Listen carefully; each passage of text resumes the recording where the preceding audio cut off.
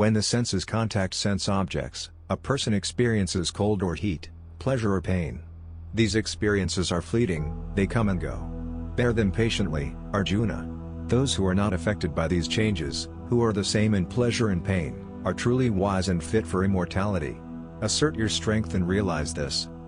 Bhagavad Gita 2:14-15. Hallucinations are images, disconnected pictures on a movie screen, presentations in symbol, open to interpretation. They can happen, or they can be directed. Either way, like virtually everything else, they can serve as tools in the right context. Maybe because of the synesthesia, LSD, the few times I tried it, never did much for me besides causing some gastrointestinal discomfort and head pain. I have never tried mushrooms or mescaline, and will probably never try them, because after a certain amount of time there is only impatience for the chemical alteration to end. I am wary of anything proposed to last longer than an hour in effect and after effect. For myself, I do not believe in taking drugs for recreation, but one part of my take on the drug-related issue has changed.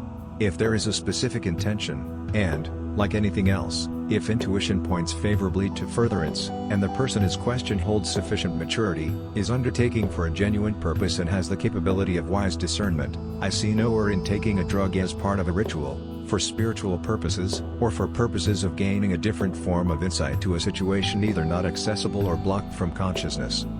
So, it was with that intention and environment that I tried Salvia a few weeks ago.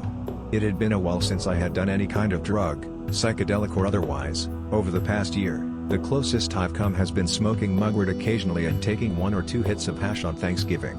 From my interpretation of the accounts I had read and the information I found on Salvia, I was a little disappointed. The experience did not fall out of line with the descriptions given. I would just describe it in different words. The way some accounts were worded gave a hyperbolic impression, using phrases like felt like dying, losing time, and loss of self.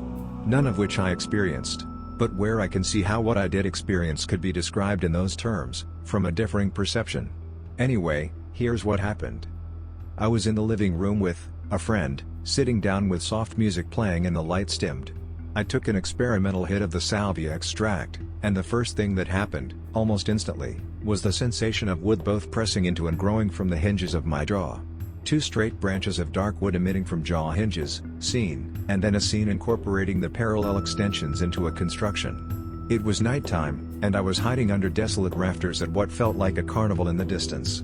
Subsequently, with eyes open, my entire body felt amassed with pinpricks, something like an allergic reaction. This, along with the pain at the hinges of my jaw, was unbearable. The way a tattoo being done in a sensitive area amplified by 100 is unbearable. I curled into a ball, and every molecule, eyes still opened, on my leg separated. It looked as though my leg was made up of hundreds of blue and white pills, that had little arms, legs, and faces, and were all screaming in a really high-pitched tone, looking up at me. My body felt entirely composed of these pill people, which linked back to a dream I had about a month before. I attempted to adjust my vision and look over at my friend, to say something coherent, and burst into brief laughter instead, which was somewhat annoying, a physical reaction. The initial unpleasant feeling, that I imagine may have been the felt like dying reference, though it did not feel like death, passed, and the scene returned. The wooden construction multiplied in the motion of something like a Ferris wheel extending into rafters, same setting, with giant black marigolds swinging from the wooden boards and toward me. There was also a constant chanting that I could not decipher. Taking note at the time, it sounded something like Hatharu or Hacker Up. It was actually more like Hetaru or Het-Heru, another name for Hathor. The name Hathor was remembered after the experience, finalizing the link. I actually could not remember whether Hathor was a goddess or if it just formulated in my head, but the name was familiar and I seemed to recall it in Egyptian mythology. Looking up information on Hathor later on, it all made more sense, though not much more. As there really isn't much known about the origins of Hathor.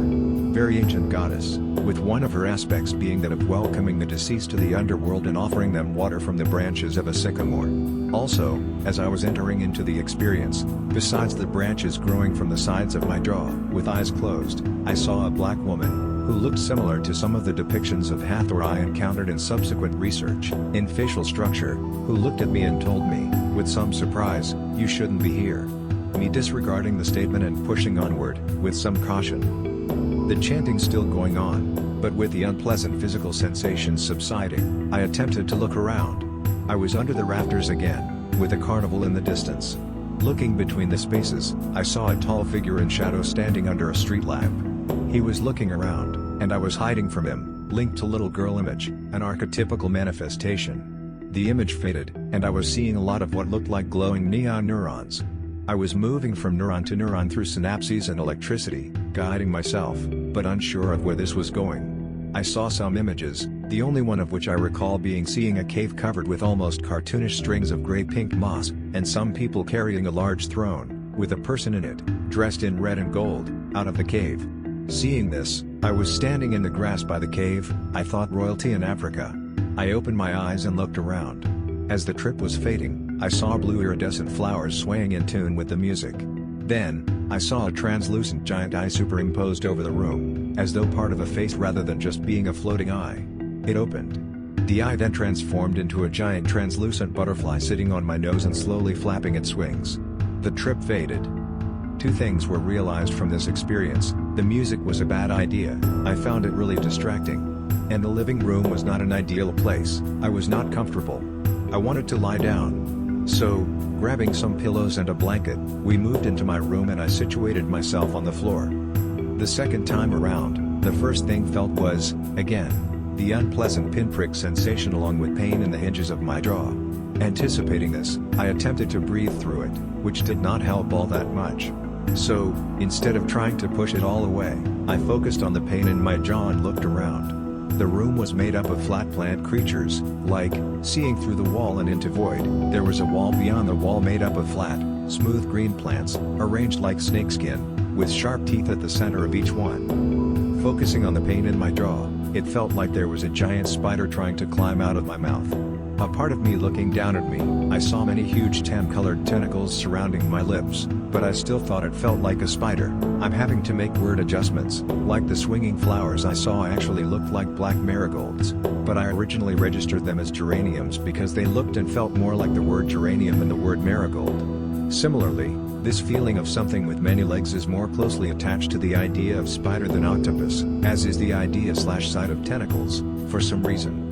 Regardless of what it was, something was trying to push out of my mouth, and whatever it was causing pain. So I focused my energy on pushing it out. It ended up being an enormous, long, worm-like creature. As it was being pushed out, one of the wall plant's mouth opened, like a black hole, surrounded by sharp teeth, and I pushed harder. I pushed until the tail of the worm entered into the void, and the plant's mouth closed. I felt better. By this point I had realized that I would not be able to lose control. I had to guide myself in the traversion. I was hoping for some kind of direct realization, but it was not to be. I was in a somewhat dangerous realm of consciousness, and if I was not willing my motion in it, the darker side of it could immerse me. There were some frightening images of death and decay, which I pulled away from because I felt I could not handle them at the time. There were also voices coming from every direction, saying contradictory things, goading me, insulting me, praising me, telling lies, etc. Searched elsewhere, and entered into loops of tunnels. Each tunnel had an end to it, like a door or a light. Again, I realized that if my motion was not guided, I would only continue looping through the tunnels, never reaching a light or going through a door. So, when I found myself in a tunnel and seeing the light/door, I focused all my energy on reaching the door. Opening it if it was closed, or peeking through it if it was open. The amount of focus required proved to be significant. A lot of concentration was needed. Sometime in all this, wondering where I was, it suddenly registered that I was in the flow of information. Thinking about the lies and the voices sparked the realization, and after that, I resolved to do some magical work, working with it instead of trying to let go. Traversing the tunnels, I opened as many doors as I could to the light behind them. I passed through many images, but I was not able, or willing, to peek through every door I opened, either being pulled away to somewhere else or just unable to remain long enough to look. Some were more difficult to get to than others. I don't remember everything I saw, but a couple things stick out. One of them was being in what I would call a hallway, but was actually more like a defined road colored white, with the ground not being ground, but a falling away of ground in blue. The picture had a very technological feel to it. There were featureless people walking along the road, who looked as though they were made of white clay or coated in white plastic. Some were taller, some were shorter, but they were featureless and clothing deprived, not male or female, and hairless. They were human. They were all passing under this door frame that was around the middle of the road. Nothing happened to them. The door frame simply happened to be there. I was like a ghost, passing over them and through them. This did not seem very important / did not strike me, but I do remember it. More importantly, however, I remember a couple of other things. During the exploration, I came across a pool of thick black water. It was almost shiny. The black pool solidified into stone wall, and I knew that whatever was on the other side was something I wanted to excavate. A pickaxe manifested, and I began chipping away. It was slow going, and I was soon energetically exhausted. I was surprised to find that underneath the stone I had chipped away, there was only something like chunks of flesh, or something equally repugnant. I had loosened the foundation, but the wall / pool was deep and sturdy. I remember someone standing next to me in the space, though I did not pay much attention other than marking their presence in the periphery. I don't know who it was or what they were doing there, though they appeared to be male. At one point, I encountered a human figure made of metal. I understood that the metal was a coating, and focused on blasting the coating, experimentally. The metal shattered, and there was a coating of something else underneath. I continued blasting until the layers had all been shattered, and this was the only part of the trip that was real / did not feel like watching or moving through images. When I shattered the final layer, I felt a zap physically and mentally passing through my being. I little burst in something like a clearing that permeated through me. When all the layers had been shattered, there was only a floating condensation of shimmering liquid gold.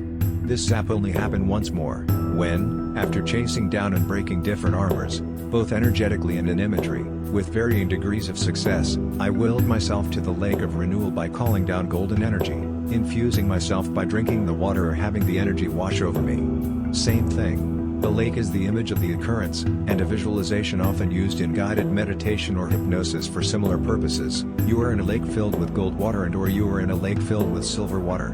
You take a drink. The background of these encounters was just floating in black space. I was trying to hold on to the trip, extend it, but after a time, it was just me working / forcing, and I was spent. I opened my eyes without any lingering visuals. Not mentioned, but through the whole trip, there were always plants and flowers either in direct view or in indistinct view, translucent overlay or felt presence. I hardly thought anything of mentioning it, because the plants and flowers felt so natural being there that I hardly noticed, as in of course there are going to be images of flowers. Why wouldn't there be?